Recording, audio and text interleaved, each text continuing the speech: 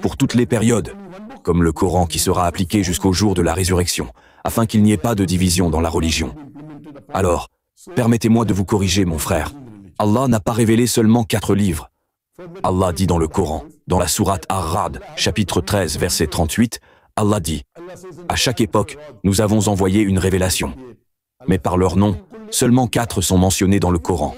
La Taurate, le Zabur, l'Injil et le Coran. La Taurate est le Wahi, la révélation, qui a été donnée à Moussa alayhi salam. Le Zabour est le Wahi, la révélation donnée à Daoud alayhi salam. L'Injil est le Wahi, la révélation qui a été donnée à Isa alayhi salam. Et le Coran est la dernière et ultime révélation, qui a été donnée au dernier et ultime messager, le prophète Muhammad sallallahu alayhi wa sallam.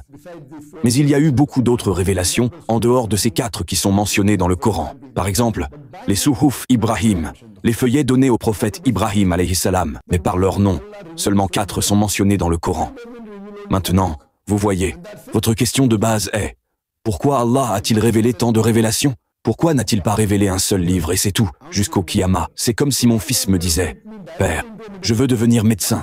Alors pourquoi ne m'inscris-tu pas directement en faculté de médecine? Pourquoi devrais-je aller à la maternelle, puis au jardin d'enfants, puis en première année, CP, puis à l'école primaire, puis à l'école secondaire, et ensuite aller en faculté de médecine? Pourquoi ne me donnes-tu pas une admission directe en faculté de médecine? De la même manière, Allah subhanahu wa ta'ala, dans sa sagesse divine, a révélé ce qui était le mieux requis à cette époque. Il a d'abord révélé la Taurate, puis il a révélé le Zabour, puis il a révélé l'Injil. Allah subhanahu wa ta'ala sait que si, auparavant, il avait révélé le Coran, les gens n'auraient peut-être pas pu le comprendre. Qu'a donc fait Allah? Allah savait qu'à cette époque, il y a 1400 ans, à ce moment-là, alhamdulillah, les êtres humains pouvaient comprendre le Coran, et peuvent le suivre, et peuvent le mettre en pratique. Allah a donc une sagesse divine.